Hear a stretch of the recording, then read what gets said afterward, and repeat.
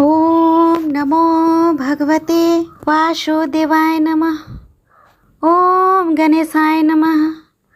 नमस्कार भक्तजनों, आप सभी को आपके इस YouTube चैनल शिव शक्ति में हार्दिक स्वागत है।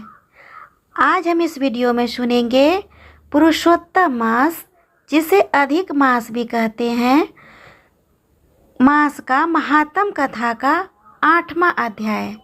इसके पहले हमने 7वां अध्याय सुना था, जिसमें पुरुषोत्तम मास को भगवान श्री कृष्ण ने कैसे विशेष मास बनाया था और पुरुषोत्तम नाम दिया था, उसका वर्णन है। इस अध्याय में पुरुषोत्तम मास को अपने इस स्थान को मिलने के बाद जो हुआ उसके बारे में वर्णन है। तो भक्तजनों, आप लोगों से अनुरोध है, कृपया कर इस कथा को पूरे भक्तिभाव और पूरे ध्यान से सुने, ताकि इस कथा से मिलने वाले श्रवण के फल का आपको पूर्ण फल प्राप्त हो और आप सभी के मनोकामना शीघ्र अतिशीघ्र पूर्ण हो। तो आइए इस कथा का रसपान करते हैं।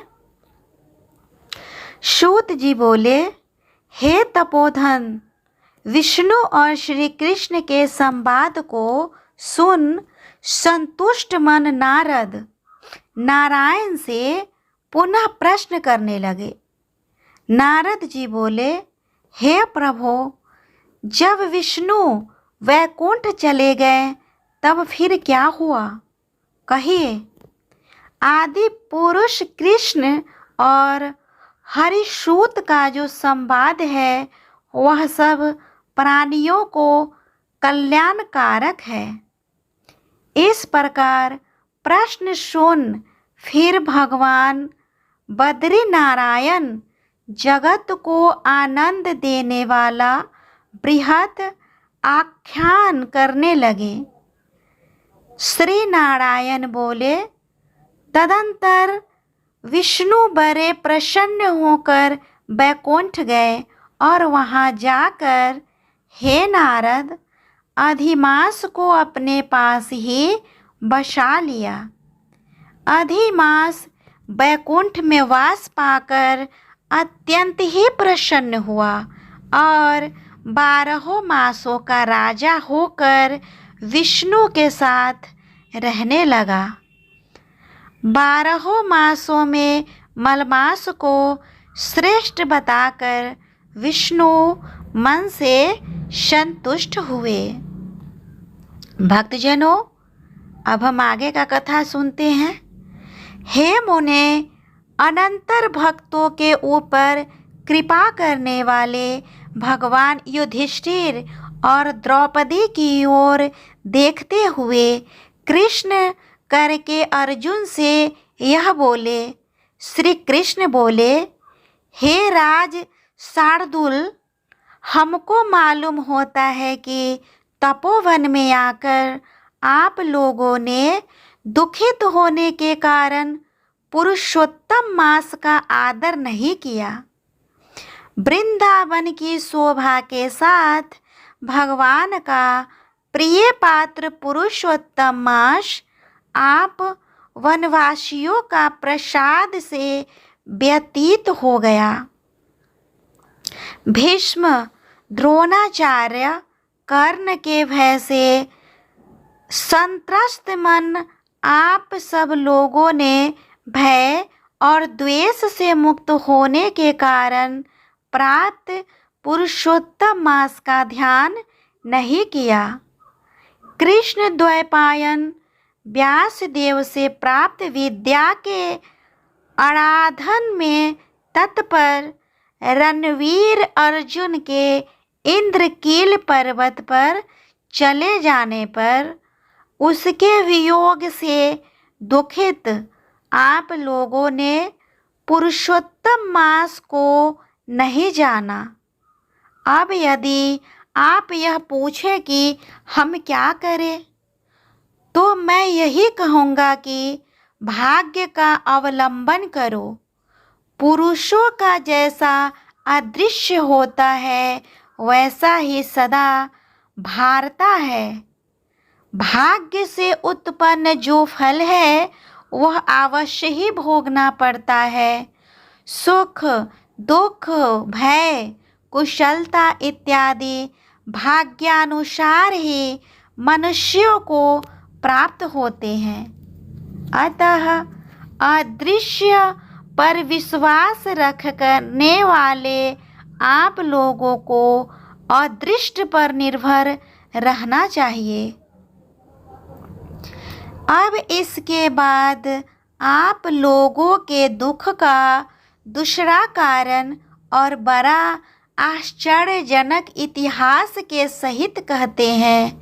हे महाराज, हमारे मुख से कहा हुआ सुनो।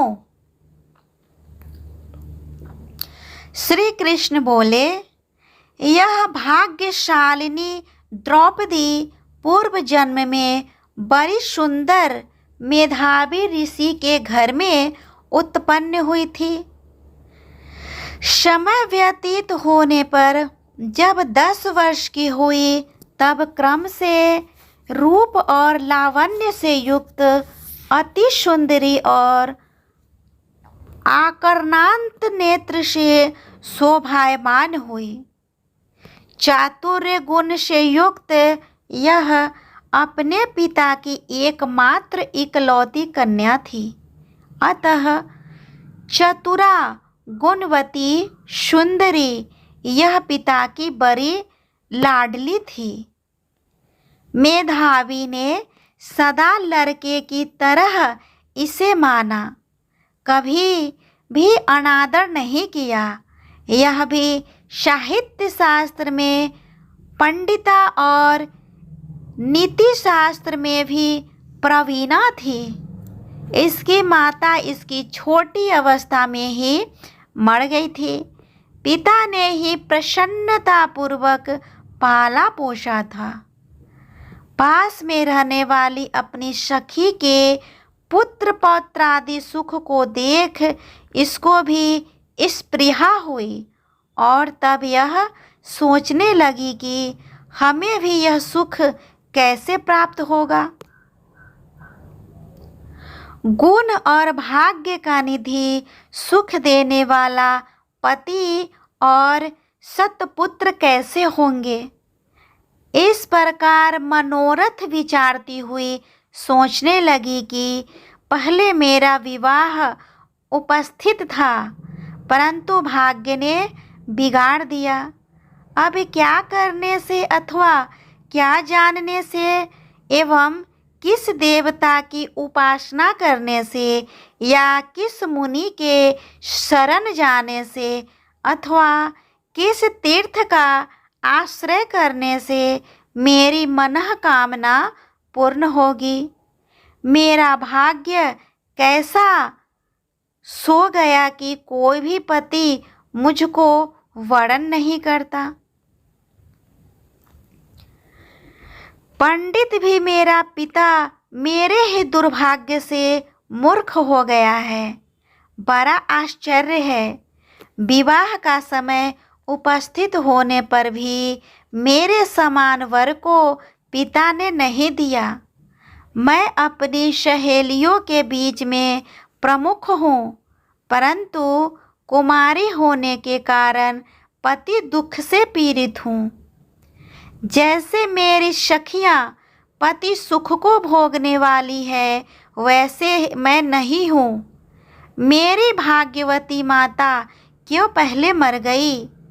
इस प्रकार चिंता से व्याकुल कन्या मनोरथ रूप समुद्र के मोह रूप जल में निमग्न हो शोक मोह रूप लहरों से पीड़ित हो गई। इसके पिता मेधावी ऋषि भी कन्यादान के लिए कन्या के समान वर ढूंढने के हेतु देश विदेश भ्रमण करने के लिए निकले, परंतु कन्या के अनुरूप वर न मिलने से अपने मनोरथ में निराश हुए। कन्या के और अपने भाग्य से कन्यादान रूप संकल्प के पूर्ण न होने से दैव योग के कारण बड़ा भारी दारुण ज्वर उन्हें आ गया। सब अंग ऐसे फूटने लगे जैसे समस्त अंग टूट टूट कर अलग हो जाएंगे और ज्वर की ज्वाला से व्याकुल हुए। श्वासोच्छ्वास लेते महादारुण मूर्छा से मदिरा पाने से उन्मत्त की तरह पैर लड़खड़ाते गिरते पड़ते किसी तरह घर में आए और आते ही पृथ्वी पर गिर पड़े। भय से विह्वल कन्या जब तक पिता को देखने आए तब तक कन्या को स्मरण करते हुए मेधावी मुनि मरणासन्न हो गए।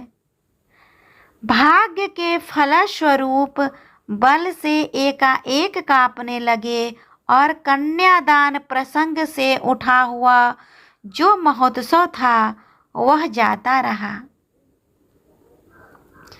तदंतर पहले किए हुए गृहस्थाश्रम धर्म के परिश्रम के प्रभाव से संसार वासना को त्याग कर भगवान में चित्त को लगाने लगे। उस मुमूर्षु मेधावी ऋषि ने शीघ्र ही नील कमल के समान श्याम त्रिवली से सुंदर आकृति वाले पुरुषोत्तम हरि का स्मरण किया। हे रास के स्वामी, हे